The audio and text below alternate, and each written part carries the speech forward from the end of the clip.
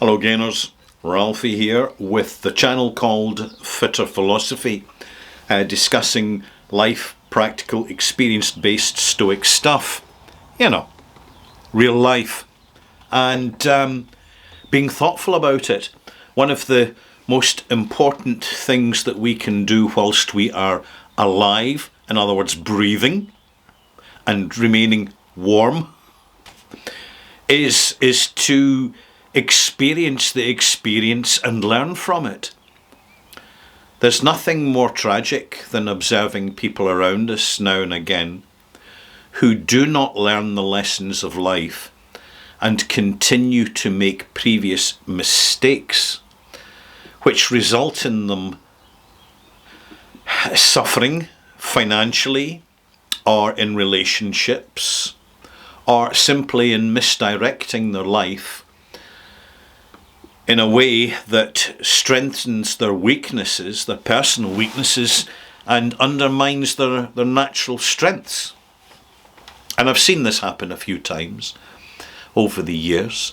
I know one lady who was so wrapped up in her own world that she didn't believe in her phenomenal ability as an artist, and decided that the most reliable career for her, the one that she should be doing, was not in the creativity and design and art and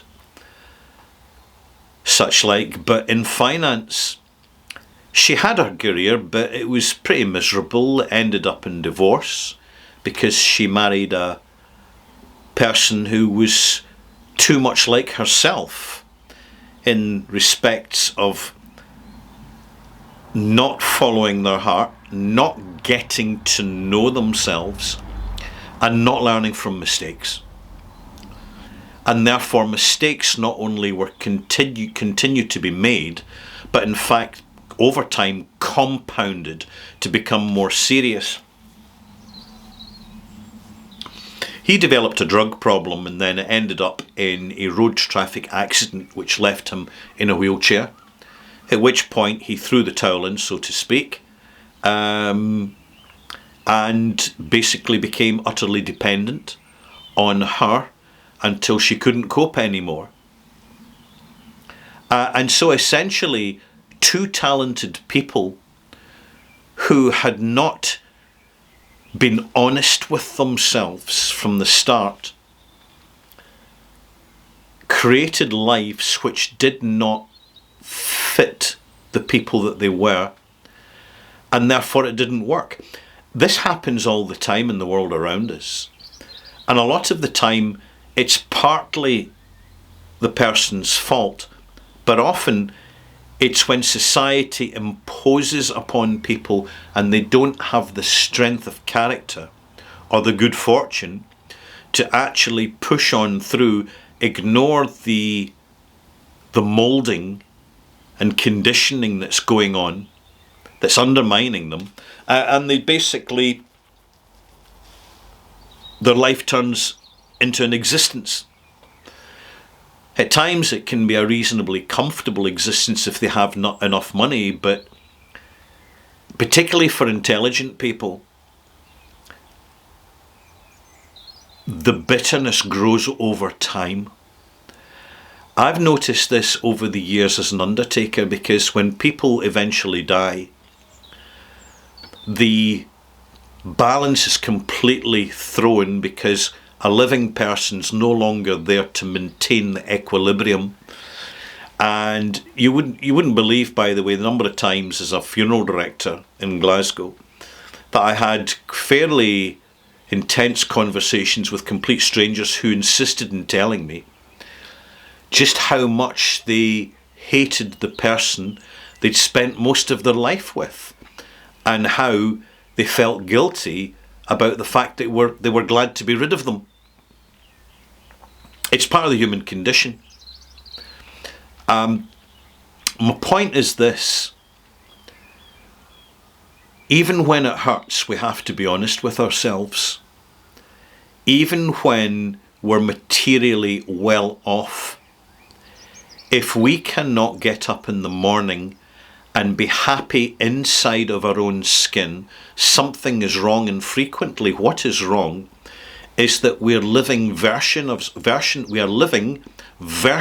of ourselves which do not truly reflect who we are.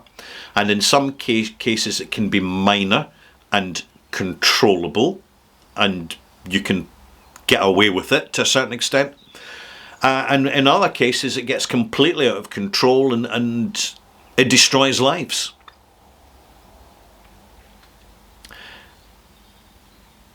We're not really educated in this as children to list our strengths, to list our weaknesses. And there's often the case that people will not address the problems that they've created for themselves or the problems imposed upon them by others, frequently out of good intentions, which can be very dangerous, simply because they're in denial. They don't want to acknowledge the type of personality they have, and therefore they're out of harmony. And harmony is a really good way of putting it. Can you imagine someone playing a piano and you create the perfect chord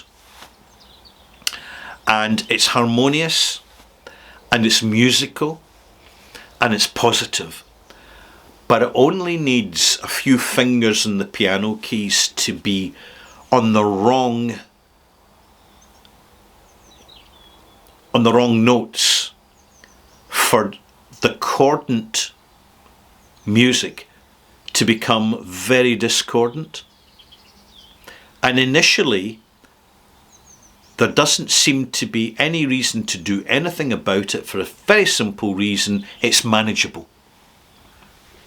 And managing it may slightly inconvenience one's life, but still life pushes on. And you'll find that these people can throw themselves into certain hobbies, for example, where they can manage the discord in their lives by creating an internal harmony specific to their interest, whether it be photography or drawing or travelling, for example.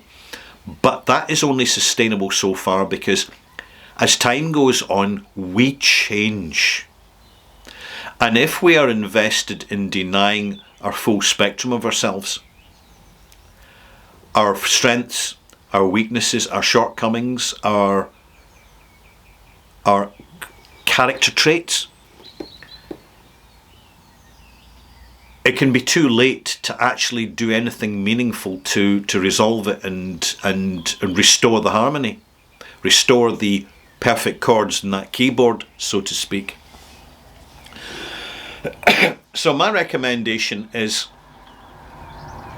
particularly younger people need the sympathetic engagement and encouragement of older folk who have the experience and, importantly, have positivity to offer a younger generation. Whether it be the slagging them off for eating junk food or toxic sugar-coated drinks or aspartame-coated drinks, thereby undermining their health long term, or alternatively encouraging them, if they engage in a project which suits them, which they can engage with, like for example a charitable event where they can grow self-confident, knowing the positives in their life and the strengths they have in their life, and in doing so simultaneously understand on a deeper level their weaknesses, then the consequence is that people just grow better. And this is why for many humans it's difficult to live in complete and total isolation of others, because that stimulus and encouragement is not there. The flip side, of course, is teaching children to be intolerant of intolerance. Teaching children to understand the value of the planet's health and being environmentally aware, In particular, not creating too much landfill pollution and junking too many plastics, which we habitually are groomed to buy, but we really don't need and definitely don't miss once we get rid of it. This applies particularly to children. You know, children can have a few good toys, particularly the creative toys, Lego or Meccano, for example, or the company in board games, which is really old-fashioned. But I tell you what, you get a Jenga stack now, and it's one of the best ways to get children away from mobile devices, is the sheer drama, engagement and connectability of old-fashioned tabletop and board games. One of the best games that I'm recommending is actually Monopoly. There is so much to learn about the financial system and about life from Monopoly, particularly because taxes are an important part of the Monopoly game. There's a reason that this particular board game has survived so long whilst remaining really quite popular. It's one of the most perfectly conceived board games of all time. There are derivatives of it, and in many ways there are good games there. You soon find them online. But the interhuman communication, particularly between the generations, is really quite important, because it helps you get the substance and the anchorage of good friendships. Sure, there's a few people who do choose to live in isolation. In my opinion, is so long as they're okay, they should be left alone. But if they call out for help and they're not being particularly selfish or harmful to those around them, provide them that help. These are the things that I observe. I possibly observed them subliminally and subconsciously, that's a better word, when I was young, but I never understood the shape of them. I couldn't articulate them like I can now because I'm older. But I see it now, and one thing I do appreciate is the quality of my own life. And one of my particular strengths is never spending money I don't have. I've always been good at that. I pride myself in having been several times to Las Vegas in Nevada. I never spent a dime in the slot machines and never gambled a penny. I stood, and the satisfaction to me was to observe others without participation whatsoever. I found that enormously empowering. This is when I really understood the strength I had in financial self-discipline. We can't save people from the mistakes they make, particularly when they repeat them and importantly never learn from them. But there's a younger generation coming through, and so long as we're selective and we focus on those who respond to our investment in them, in conversations and times and a little bit of social activity, then it's all good. Now and again, and we all see this, you come across a young person who is incredibly toxic. There's not many, but you can see how they infect their so-called friends around them with their narcissism, greed, intolerance, bullying, egotism. And we just know that if they get through life intact, they're probably just being lucky.